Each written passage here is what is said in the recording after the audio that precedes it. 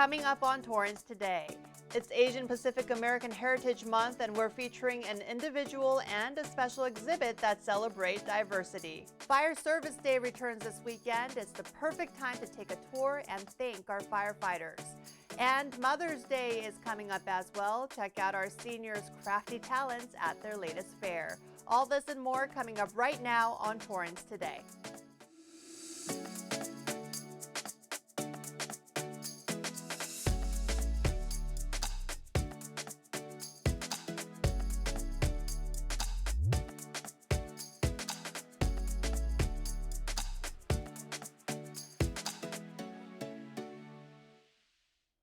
Welcome to Torrance Today. I'm Christine Lee. It's 4 p.m. on Tuesday, May 9th. I hope you had a great day so far. Thank you so much for joining us. Here's our first story. May is Asian Pacific American Heritage Month, or APAHM, and I want to introduce you to a fellow Asian American here in Torrance with a very inspiring story. I grew up Muslim, and in that religion, it is forbidden to have a tattoo, let alone I'm sure you're not allowed to perform tattoo art. I never thought I would be in this industry. I thought I was going to end up in healthcare or corporate, but throughout my journey, I found out that I love makeup, and it wasn't easy for me to tell my family.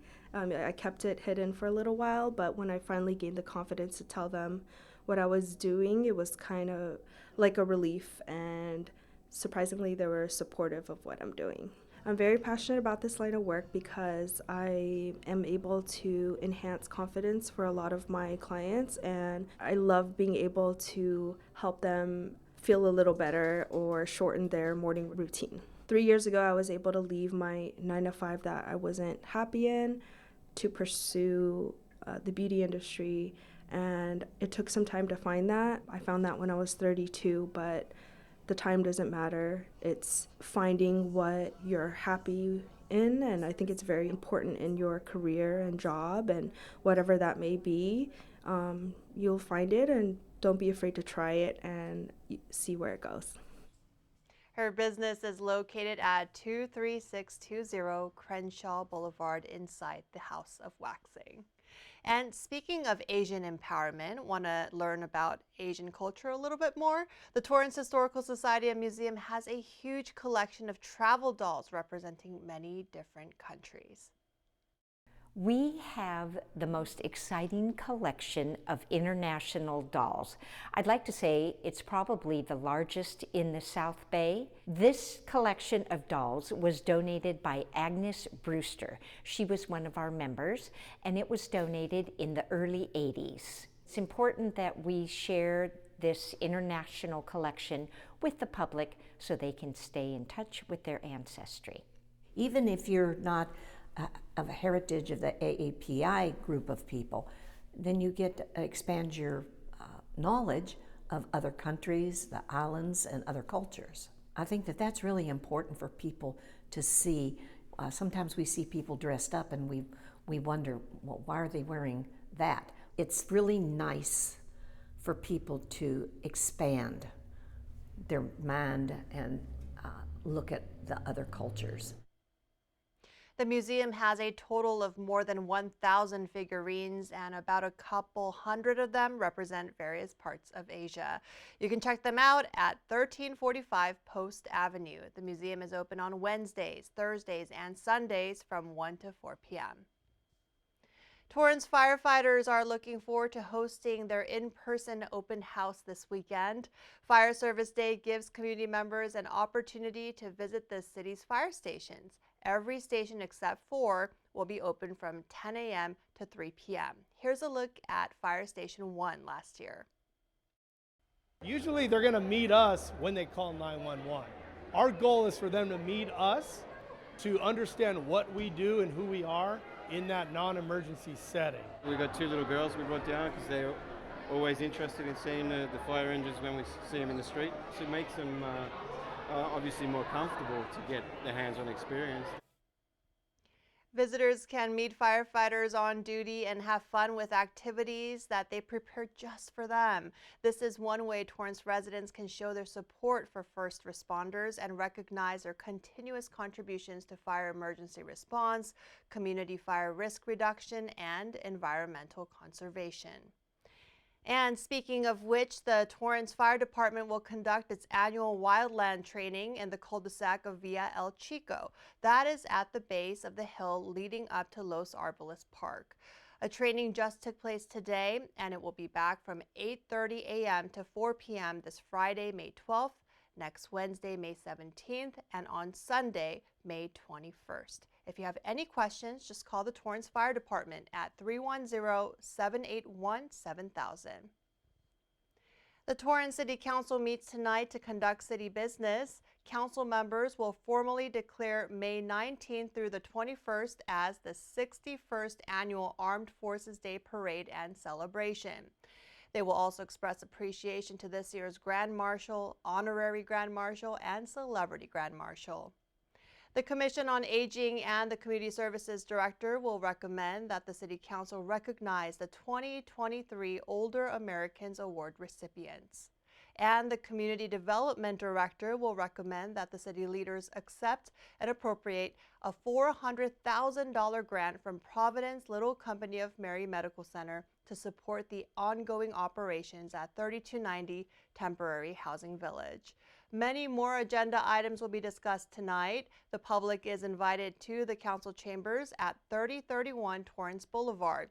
The meeting begins promptly at 6:30 p.m. Virtual participation continues to be an option. You can send an email before the meeting to councilmeetingpubliccomment@torranceca.gov. And as always, you can watch the meeting live on our website, YouTube, and of course, right here on Torrance City Cable.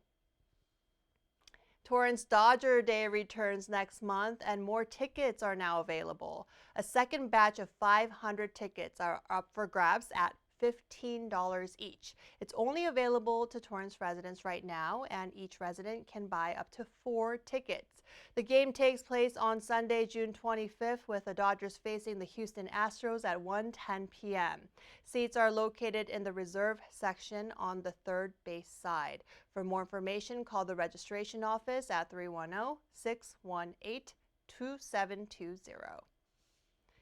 The 22nd Annual Senior Arts and Crafts Fair returned to the Ken Miller Recreation Center over the weekend, giving people a chance to shop for Mother's Day and other holidays coming up. Like the senior crafts, I'm a knitter and crocheter and stuff too, and so I came to see a friend of mine used to sell here. I was looking to buy a little apron or something. I bought a bookmark. It was really nice. This woman, she does like actual, I don't know what they're, plants, like leaves and things. And she said she gives money to help support a mission in Japan too. I don't know if you can see it. It's so cute.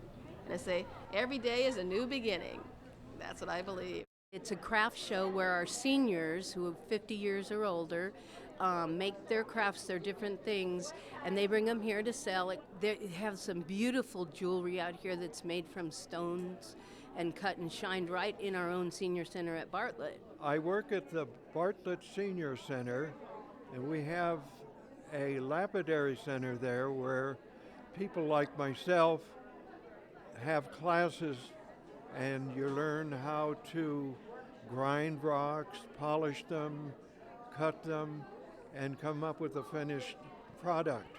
So it gives us a chance, who are not in business, to sell some of the things that we make. And with the money, we can go out and buy more supplies. I sell jewelry, silver, sterling silver, handmade, crafted, no two items the same. I cut and polish my own stones, so everything is completely handmade, including the stones until the finished product. I think it's important that the community understand that there are people out here that are creative and sharing their creativity with the community. What a great way to support our seniors and purchase one-of-a-kind gifts. If you missed this event, they'll be back in the fall with another craft fair at our Civic Center. Well, still ahead, it's a special edition of Torrance Tuesday. We'll take you inside the city's first historic landmark when we come back in 60 seconds.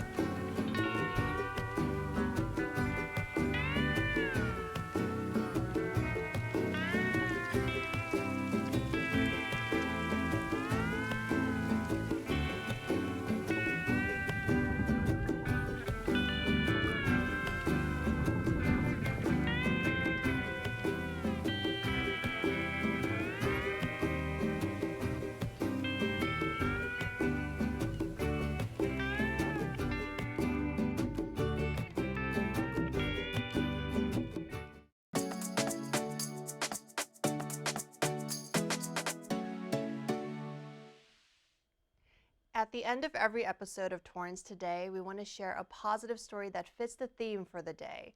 This Torrance Tuesday comes during National Preservation Month, and we want to take you inside a historic home that is unlike any other. A Victorian-era home that is more than 120 years old sits in the heart of Old Torrance. It became the home of the Higginbotham family in the year 2000. What was really surprising to us when we bought the house, we didn't know that it would draw so much attention. The neighborhood just came to us and they were so happy that we were here and that we were going to not tear the house down, but actually fix it up. Jean and Vicki Higginbotham restored their home over a span of 13 years. Vicki grew up in this neighborhood and said she had her eyes on this unique property.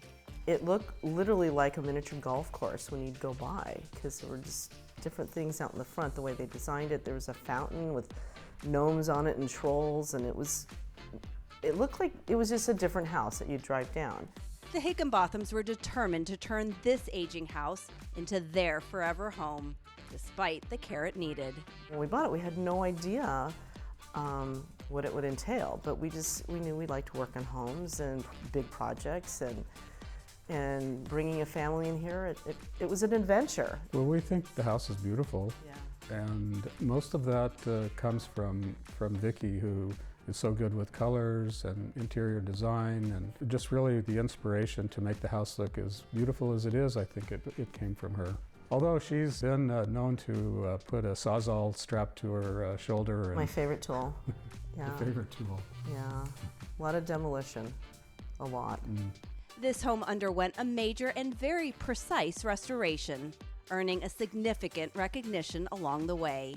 And with the city designating this as a landmark, it is a very important house, not just to us, but it's important to the community. It is. It's their house too. The Higginbotham home became the first historic landmark in Torrance. The house was originally built in 1900, more than 15 miles away at the current USC campus grounds. It relocated to the 2100 block of Arlington Avenue in 1934 and became the home of John McCall, the first Torrance City attorney. Well, we learned that there were a lot of people before us. They made their mark, just like we had made our mark. And as we were restoring this house, fixing the ceilings and the walls and trying to bring it back up, to the level that we want it, we found so many surprises.